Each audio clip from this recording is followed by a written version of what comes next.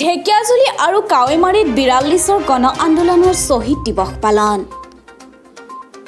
1942 চনৰ 20 ছেপ্টেম্বৰত ঢেকিয়াজুলি থানাত ব্ৰিটিছৰ ইউনিয়ন জেক নমাই ভাৰতৰ তিৰংগা পতাকা উত্তোলন কৰিবলৈ গৈ ১৩ গৰাকী বীৰ বীৰংগনাই আত্মবলিদান দিছিল। ব্ৰিটিছৰ পুলিচৰ গুলীচালনাত মনবৰনাথ, কুমলী দেৱী, খহলী দেৱী, মহিৰাম কোচ, তিলেশ্বৰী বৰুৱা, ৰতন কছাৰী, মণিৰাম কছাৰী, লেৰেলা কছাৰী, মংগল কুৰ্কু, হৰনাথ চুতীয়া, দয়াল পানিকা, এজন অচিনাক্ত সাধু আৰু এজন অচিনাক্ত ভিক্ষাৰীসহ ১৩ গৰাকী বীৰ বীৰংগনাৰ মৃত্যু হৈছিল। এই ঘটনাৰ স্মৃতিত আজি ঢেকিয়াজুলিত ৪২ৰ শ্বহীদ দিৱস পালন কৰা হয়। পুৱা 10 বজাত ঢেকিয়াজুলি সমষ্টিৰ বিধায়ক অশোক সিংহলে শ্বহীদসকলৰ প্ৰতি শ্ৰদ্ধাঞ্জলি নিবেদন কৰে, শ্ৰদ্ধাৰে স্মৰণ কৰে।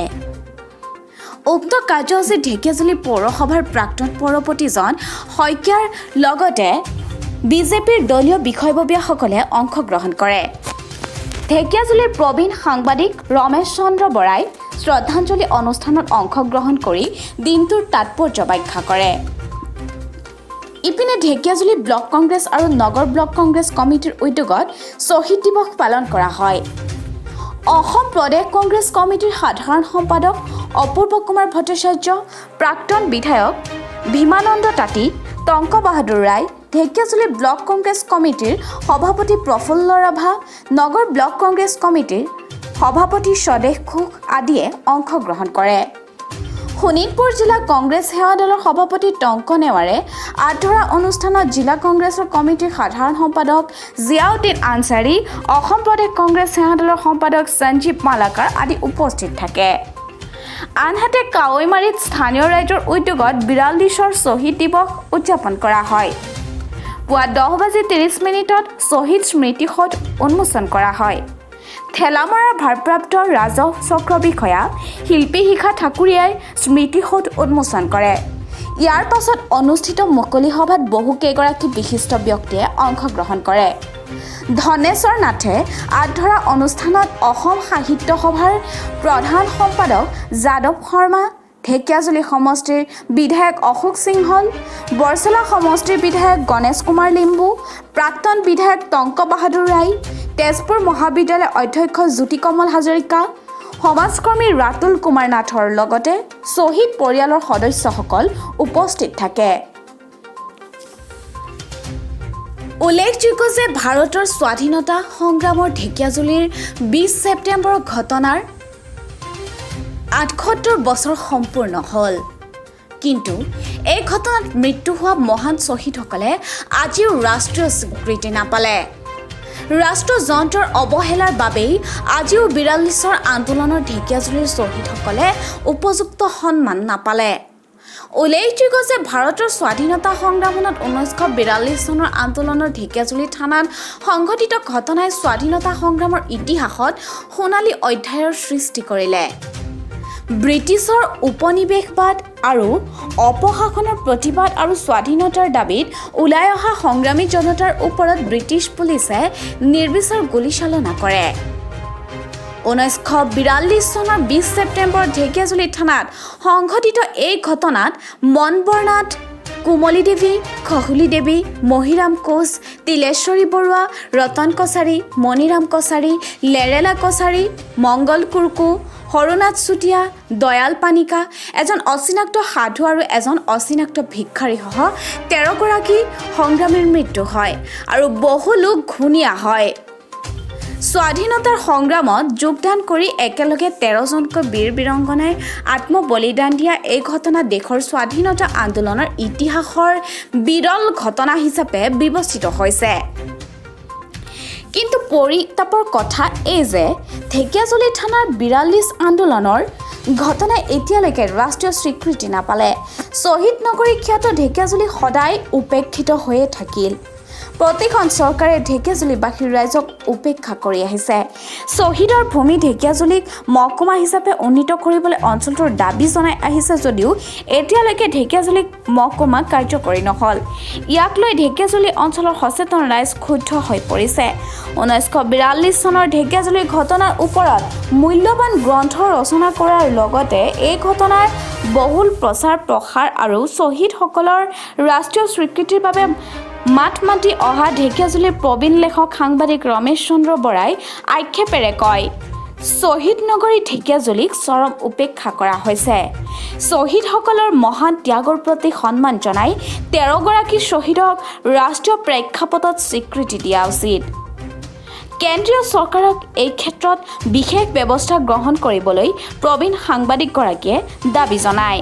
পৰম্পৰা অনুসৰি আজি আমি ঢেকীয়াজুলি বিধানসভা সমষ্টিৰ ঢেকীয়াজুলি গ্ৰাম্য ব্লক কংগ্ৰেছ আৰু নগৰ ব্লক কংগ্ৰেছে উমৈহতীয়াভাৱে এই স্থায়ী শ্বহীদ বেদীত 42-ৰ 20 ছেপ্টেম্বৰত প্ৰাণাহুতি দিয়া বীৰ বীৰাংগনাসকলক শ্ৰদ্ধাৰে সোঁৱৰিছোঁ আৰু শ্ৰদ্ধাঞ্জলি নিবেদন কৰিছোঁ। তেওঁলোকৰ অৱদানক আমি কৃতজ্ঞতাৰে সোঁৱৰি তেওঁলোকে দিয়া প্ৰাণাহুতিৰ বাবেই আজি ভাৰত মাতৃ পৰাধীনতাৰ পৰা মুক্ত হ'ল আৰু আমি স্বাধীন দেশৰ নাগৰিক হ'বলৈ পালোঁ। সেই গৌৰৱেৰে আমি গৌৰৱান্বিত। আজি উল্লেখনীয় যে আজিৰ দিনটো যিদৰে দেওবাৰ, ঠিক সেইদৰে 42-ৰ 20 ছেপ্টেম্বৰৰ দিনটো আছিল দেওবাৰ। আৰু আজিৰ এই দিনতেই মৃত্যু বাহিনীৰ নেতৃত্ব লৈ মনবৰ নাথৰ নেতৃত্বত এই ঢেকীয়াজুলি আৰক্ষী থানাতে ইউনিয়ন জেক নমাই ত্ৰিৰংগ পতাকা উত্তোলন কৰা বীৰ বীৰাংগনাসকলে ব্ৰিটিছৰ গুলি বুকু পাতি লৈছিল আৰু দেশমাতৃক পৰাধীনতাৰ পৰা মুক্ত কৰিছিল। মনবৰ নাথ, কহলি দেৱী, তিলেশ্বৰী বৰুৱা, সৰুনাথ চুতীয়া, তিলেশ্বৰী দেৱী, দয়াল দাস পানিকা, লেৰেলা কছাৰী, ৰতন কছাৰী, মঙল কুৰকু, বৰগাঁও, কাৱৈমাৰী, সেই অঞ্চলৰ ৰাইজ, নাহৰবাৰী ৰাইজ, 3জন নেতাৰ নেতৃত্বত, কমলাকান্ত দাস, ফণীধৰ দাস, বাপুৰাম গগৈৰ নেতৃত্বত, কাৰণ নেতৃত্ব দিবৰ কাৰণে স্থিৰ কৰা হৈছিলে পুষ্পলতা বাইদেউ। পুষ্পলতা দাসক কিন্তু আগনিশাই যেতিয়া আটক কৰিলে, খবৰ আহিল, তেওঁলোকে এই দলটোক লৈ আহিলে এই ওখৰা মুখৰা বাটেদি আনি। সেইদিনাও দেওবাৰ আছিলে আৰু বতৰটো আজিৰ দৰে ৰ'দ নাছিলে, গোমা আছিলে আৰু 1টা বজাত আহি এতিয়া উপস্থিত হ'ল। তেতিয়া অকণ কিনকিনীয়া বৰষুণো আছিল আৰু থানাত তেতিয়া দাৰোগা আছিলে মহিধৰ বৰা আৰু 8জন সশস্ত্ৰ চিপাহীয়ে পহৰা দি আছিলে এইখনেই থানা আমাৰ ওচৰত। আৰু যেতিয়া প্ৰথমগৰাকী মনবৰ নাথ, সেই গাঁথলো ডেকাজন বেছি ওখ পাখো নাছিলে, কিন্তু অন্তৰত আছিলে দুৰ্বাৰ হেঁপাহ দেশ স্বাধীন কৰাৰ, প্ৰথম পতাকা উত্তোলন কৰি শ্বহীদ হোৱাৰ। গতিকে মুধচত তেওঁ আঁৰি দিলে সেই আমাৰ শ্ৰদ্ধাৰ পতাকাখন, গৌৰৱৰ পতাকাখন, কংগ্ৰেছৰ পতাকাখন। আৰু তাৰপিছতে তেওঁ গুলি খাই বাগৰি পৰিল আৰু তাৰ লগে লগেই এটা হোৱা পৰিস্থিতি ইয়াত হৈছিলে। এফালৰ পৰা গুলিয়াই গৈছিলে আৰু সেই গুলীচালনাত চৰকাৰী হিচাপত 13জন, জ্যোতিপ্ৰসাদ আগৰৱালাৰ মতে 17জন, কিন্তু তাতোকৈ বেছি মানুহ আৱিৰ্ভাৱ এক যুগান্তকাৰী ঘটনা। তেখেতে প্ৰথমতে দক্ষিণ আফ্ৰিকাত শোষিত ভাৰতীয়সকলৰ মুক্তিৰ বাবে এটা চুক্তি লৈ পেলাই গৈছিল যদিও লণ্ডনৰ পৰা মাত্ৰ 1 বছৰৰ কাৰণে 16টা বছৰ তাত থাকিবলগীয়া হ'ল। আৰু তাৰ পৰাই ভাহি আহিছিল যে এজন গান্ধী নামৰ বেৰিষ্টাৰে ভাৰতীয়সকলৰ দুখ দুৰ্দশা নিবাৰণ কৰিবৰ কাৰণে সত্যাগ্ৰহ আদি আন্দোলন কৰি তেওঁলোকক মানুহ হিচাপে জীয়াই থাকিবৰ কাৰণে দক্ষিণ আফ্ৰিকাত সুবিধা দিছিল। আৰু তেতিয়া ভাৰতত ইতিমধ্যে এটা জাগৰণ আৰম্ভ হৈছিলে, ভাৰতীয় জাতীয় কংগ্ৰেছ ইতিমধ্যে স্থাপিত হৈছিলে আৰু নৰাইজী আদি নেতৃত্বত আন্দোলন এটা চলি আছে। তাৰপিছত গান্ধীজী যেতিয়া আহি ভাৰতৰ জাতীয় কংগ্ৰেছৰ বাঘ জৰীডাল তুলি ল'লে আৰু তাৰপিছতে 21 চনৰ পৰা তেখেতে অসহযোগ, তাৰপিছতে এটা এটাকৈ আন্দোলন আৰম্ভ কৰিলে, নিমখ আইন ভংগ, এইবোৰে গোটেই ভাৰতবৰ্ষত সৰ্বসাধাৰণ ৰাইজক জাগৃত কৰিলে। কিন্তু তেওঁ দেখিলে যে ইমানখিনি কৰিও আমি লক্ষ্যত উপনীত হ'ব পৰা নাই।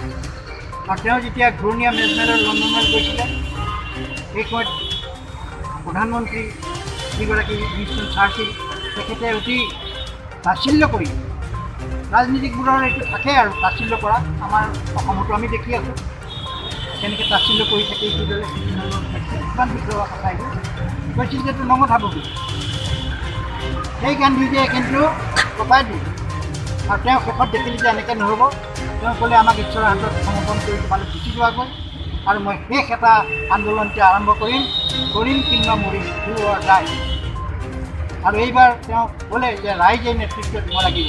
News desk report news 9 Assam.